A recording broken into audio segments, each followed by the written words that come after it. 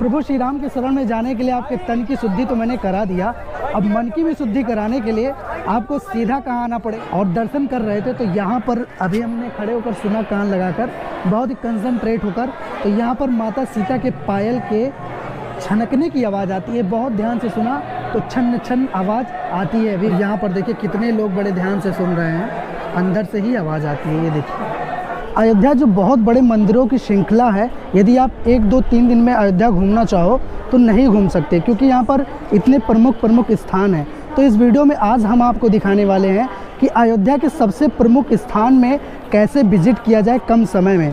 वैसे तो अयोध्या बहुत लोग आते हैं दर्शन करने के लिए, लेकिन दर्शन करने के लिए जो सही क्रम क्या है वो इस वीडियो में आपको बताने वाले हैं, तो वीडियो के लास्ट तक बने रहिएगा। देखो भाई, अयोध्या तो सभी लोग आ रहे हैं दर्शन करने के लिए, लेकिन होता क्या है अयोध्या में ना कि सही जानकारी ना होने के कारण कई मंदिरें छूट जाती है, या तो ऐसा हो जाता है कि कोई मंदिर पहले पड़ जाता है तो वो बाद का दर्शन करके आते हैं, ये मंदिर छूट जाती है तो उसमें टाइम बहुत ज़्यादा लग जाता है। तो ऐसे में हम आपको बताने वाले हैं कि सीरियल बाय सीरियल आप किस मंदिर में पहले जाएं, उसके बाद कहाँ जाना है, सारी चीज़ें, सारी डिटेल हम आपको दिखाने वाले हैं। तो वीडियो के लास्ट तक बने रहिएगा और इसका उचित फल भी आपको मिलता है, क्योंकि अयोध्या में जैसे आप राम जी का दर्शन कर रहे हो तो उससे पहले क्या क्या करना जरूरी है, राम जी का दर्शन करना चाहिए। तो हम अपनी यात्रा शुरू करते हैं अपने अयोध्या धाम जंक्शन से, क्योंकि ज़्यादातर यात्री जो है रेल मार्ग से ही आते हैं अयोध्या राम मंदिर दर्शन करने के लिए।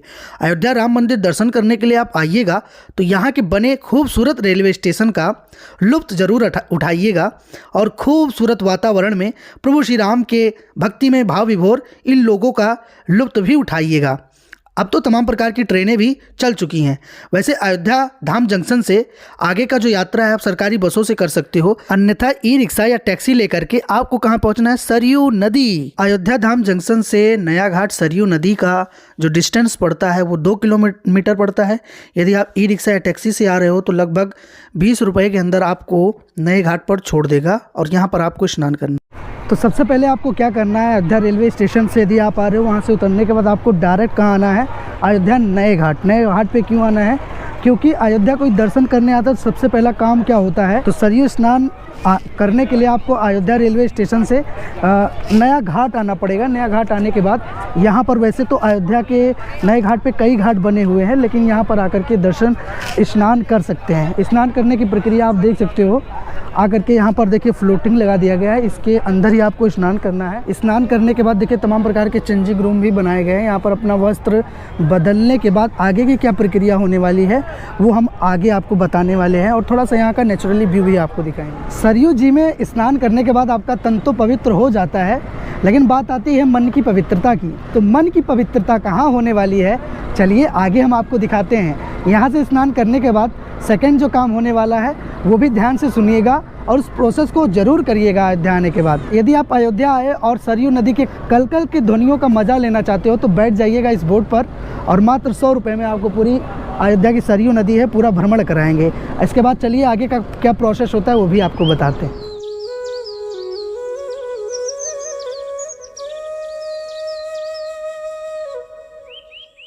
यदि आपका मन करे तो आप सरयू नदी में जाकर के स्नान कर सकते हैं, अन्यथा यदि आपको डर है पानी से रिलेटेड जैसे गहराइयों को लेकर के, तो आप आकर के राम के पैड़ी पर यहाँ पर भी स्नान कर सकते हो। प्रभु श्री राम के शरण में जाने के लिए आपके तन की शुद्धि तो मैंने करा दिया, अब मन की भी शुद्धि कराने के लिए आपको सीधा कहाँ आना पड़ेगा, श्री नागेश्वर नाथ मंदिर, जो कि अयोध्या सरयू नदी के लगभग 200 मीटर दूर पर स्थित है। तो यहाँ आप दर्शन जरूर करिएगा आकर के। नागेश्वर नाथ की क्या महिमा है ये भी आप यहाँ पे पढ़ सकते हैं।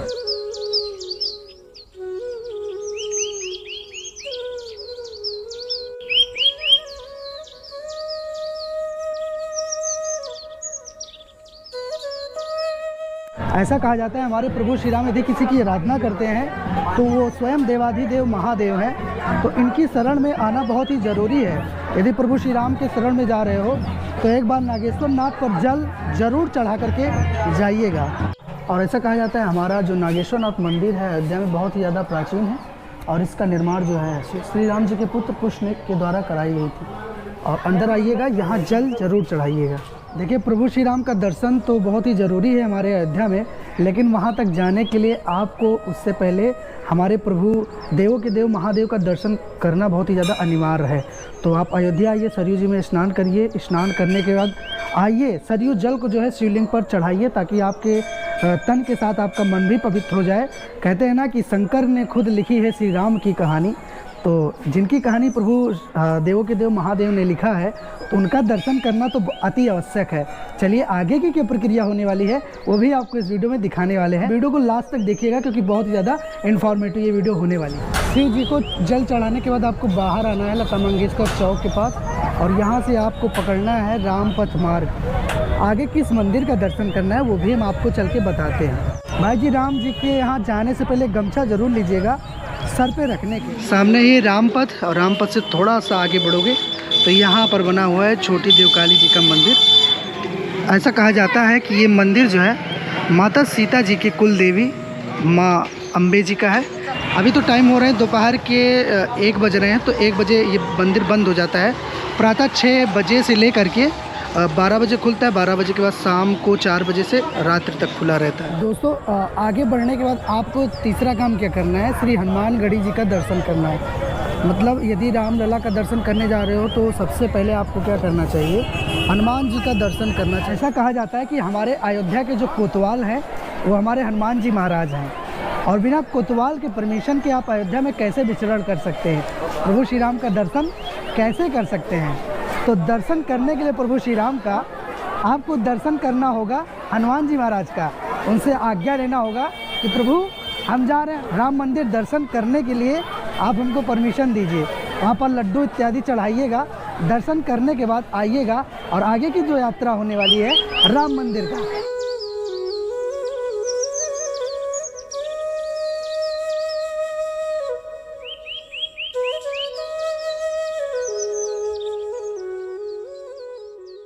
तो भैया जी, हमने कर लिया है हनुमान जी का दर्शन, और अब हम आपको लेके चलने वाले हैं कहाँ, श्री राम लला जी के मंदिर में। तो हनुमान जी का दर्शन करने के लिए जाहिर सी बात है आपको भक्तिपथ मार्ग पकड़ के आना है, आराम से हनुमान जी का दर्शन करना है। दर्शन करने के बाद तब आपको चलना है कहाँ, श्री राम लला का दर्शन करने के लिए। राम लला का दर्शन कैसे करेंगे, हनुमानगढ़ी से कितना दूर है, राम मंदिर कितनी दूर है, आइए आपको दिखाते हैं।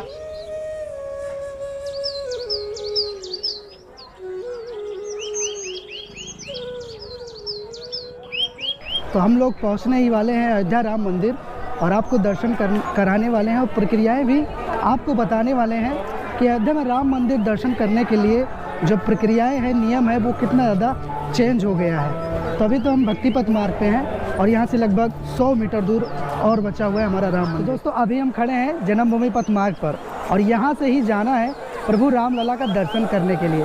तो पीछे आप देखोगे चेकिंग एरिया है, यहाँ पर आपको अपने लगेज का चेकिंग वगैरह करा के अंदर इंटर करना होगा।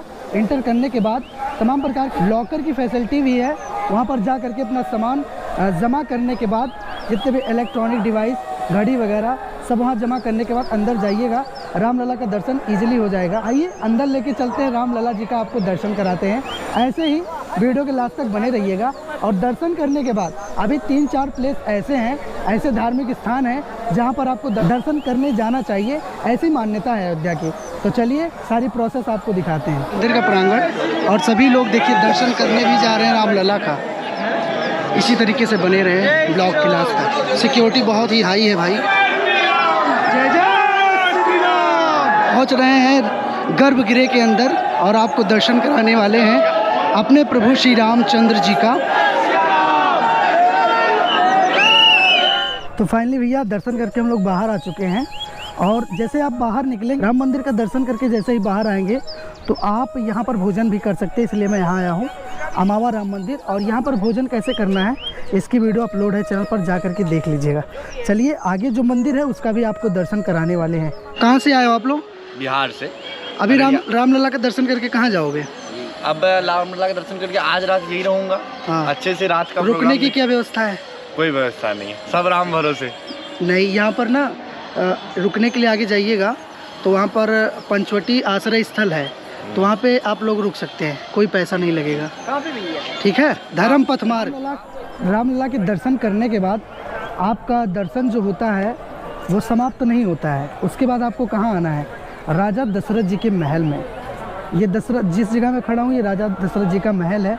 और ऐसा कहा जाता है कि मतलब प्रभु श्री राम जी के जो पिता थे चक्रवर्ती सम्राट श्री राजा दशरथ जी यहाँ पर अपने तीनों पटरानियों के साथ निवास किया करते थे। तो वर्तमान समय में इसकी कैसी स्थिति है वो भी दिखाएंगे, तो ब्लॉग के लास्ट तक बने रहिएगा। और इसके बाद जहाँ हम आपको लेके चलने वाले हैं उसकी सुंदरता देखकर भाई ना आप दंग रह जाएंगे। उसको देखने के लिए ना वीडियो के लास्ट तक बने रहिएगा। फिलहाल आइए आपको दिखाते हैं राजा दशरथ जी का महल। यदि रामलला का दर्शन करके आप आए और उनका जहाँ बचपन बीता है चारों भाइयों का, उस महल का आपने दर्शन नहीं किया तो क्या किया। ऐसा कहा जाता है कि श्री रामचंद्र और चारों भाइयों का लालन पोषण इसी महल में श्री राजा दशरथ जी के द्वारा हुआ था। वर्तमान समय में इस महल की क्या कंडीशन है वो भी हम आपको दिखाना चाहेंगे। मंदिर के मुख्य प्रांगण में प्रवेश करने के लिए आपको 3 ऐसे गेट को नांग करके जाना पड़ेगा जो कि बहुत ही विशाल बने हुए हैं। अभी हम अंदर पहुंच गए हैं। ये देखिए ये लास्ट वाला गेट है। अभी इसके पीछे 2 गेट है, उसको नांग करके मैं आया हूं और अंदर लेके चल रहा हूं। जैसे ये प्रवेश करोगे तो यहाँ का जो वातावरण है भाई बहुत ही ज़्यादा सुंदर। ये महल देखिए बहुत ही ज़्यादा प्राचीन शैलियों में बनाया गया। अभी भी इसकी निशानियाँ आपको इस तरीके से देखने को मिलेंगी। ऐसा कहा जाता है हमारे प्रभु श्री रामचंद्र का लालन पोषण इसी महल में किया गया था और आज भी सभी लोग श्रद्धा और आस्था से यहाँ पर दर्शन करने के लिए आते हैं। जितने लोग को नॉलेज है वो तो आते हैं और जिनको नहीं है उनके लिए हम ये वीडियो खासकर बना रहे हैं ताकि वो कोई भी मंदिर छूट ना पाए, हर मंदिर का वो इजीली से दर्शन कर सके लाइन बाय लाइन। अंदर एक ऐसा ही मंदिर आपको देखने को मिलेगा जहाँ पर रामलला पूरे परिवार संग यहाँ पर विराजमान है। एक ये ऐसा मंदिर है श्री राजा दशरथ जी का महल। राजा दशरथ जी के महल का दर्शन करने के बाद अब लोकेशन होने वाली है कनक भवन का। तो कनक भवन कैसे चलना है आइए हमारे साथ, हम आपको दिखाते हैं। और राजा दशरथ महल से जैसे आप बाहर निकलोगे तो ये भक्ति पथ मार्ग देखने को मिलेगा, उसके बगल से ये रोड गया हुआ है। इधर से आपको चलना है कनक भवन। आइए आपको लेके चलते हैं। अयोध्या में लगभग प्रतिदिन 4 से 5 लाख श्रद्धालु दर्शन करने आ रहे हैं। तो इस समय ना गली गली में आपको इतनी ज़्यादा पब्लिक देखने को मिलेगी, इतना ज़्यादा क्राउड देखने को मिलेगा। लेकिन इस बीच भी आप इजीली से प्रभु श्री रामलला का दर्शन कर सकते हो। और यहाँ देखिए कनक भवन का बोर्ड लगा है और हम चल रहे हैं। यहाँ से लगभग 100 मीटर आगे लेफ्ट हैंड साइड पर बना हुआ है। तो ऐसे वीडियो में बने रहिए।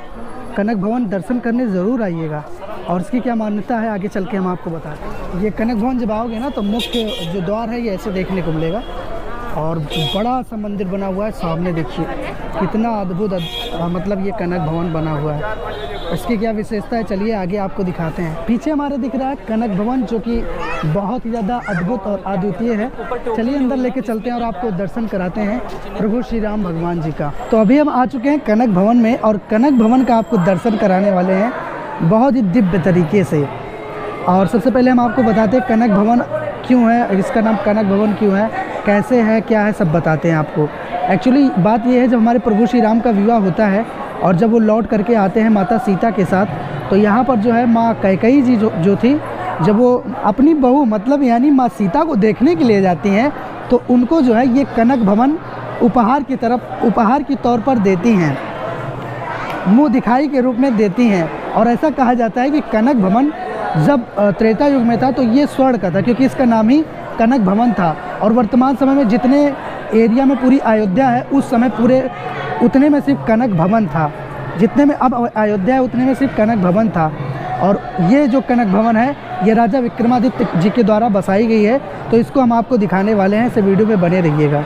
और दर्शन कर रहे थे तो यहाँ पर अभी हमने खड़े होकर सुना कान लगाकर, बहुत ही कंसंट्रेट होकर। तो यहाँ पर माता सीता के पायल के छनकने की आवाज़ आती है, बहुत ध्यान से सुना तो छन छन आवाज़ आती है अभी भी। यहाँ पर एक महाशय जी हैं, उनसे बात किया तो उन्होंने कहा ये घटना सत्य है। यहाँ पर देखिए कितने लोग बड़े ध्यान से सुन रहे हैं, अंदर से ही आवाज़ आती है, ये देखिए।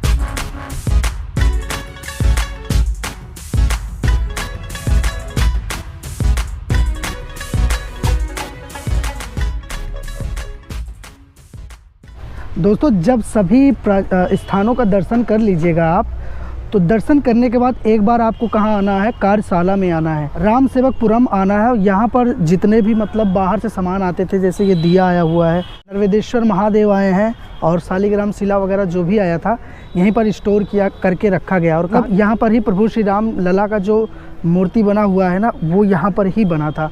तो आप यहाँ ज़रूर आइएगा। आने के लिए तमाम प्रकार की टैक्सियाँ वगैरह चलती हैं, 20 से 30 रुपए लगते हैं नए घाट से। आप यहाँ पर आकर के दर्शन कर सकते हैं। देखिए कितने राम भक्त आए हुए हैं यहाँ पर सिर्फ दर्शन करने के लिए कार्यशाला में। आप आइएगा ज़रूर यहाँ दर्शन करने के लिए। तो दोस्तों आज की वीडियो में मैंने आपको दिखाया कौन कौन से धाम बहुत ही ज़्यादा प्रसिद्ध है जहाँ पर आपको दर्शन करना चाहिए, और किस मंदिर के बाद किस मंदिर का दर्शन करना चाहिए, ताकि एकदम मतलब क्रमशः अनुसार हो, ऐसा मैंने दिखाने का प्रयास किया। तो आई होप आपको वीडियो ये अच्छा लगा होगा। तो अयोध्या में तो इतने प्राचीन मंदिर हैं या इतने धार्मिक स्थान हैं, यदि हम आपको दर्शन कराते रहेंगे तो लगभग ये वीडियो जो है लगभग 3-4 घंटे की हो जाएगी। तो प्रमुख स्थानों का मैंने आपको दर्शन कराया है। आई होप आपको ये वीडियो अच्छा लगा होगा। वीडियो अच्छा लगा हो तो वीडियो को कर दो एक लाइक और चैनल को कर दो सब्सक्राइब। साथ ही में इस वीडियो को ज़्यादा से ज़्यादा शेयर कर दो, ताकि और लोग को भी दर्शन करने में आसानी हो जाए। चलिए मिलेंगे किसी और ऐसे ही बेहतरीन ब्लॉग में। बेहतरीन ब्लॉग में क्या, हम आपको दर्शन कराने वाले हैं अयोध्या के 4 धाम का।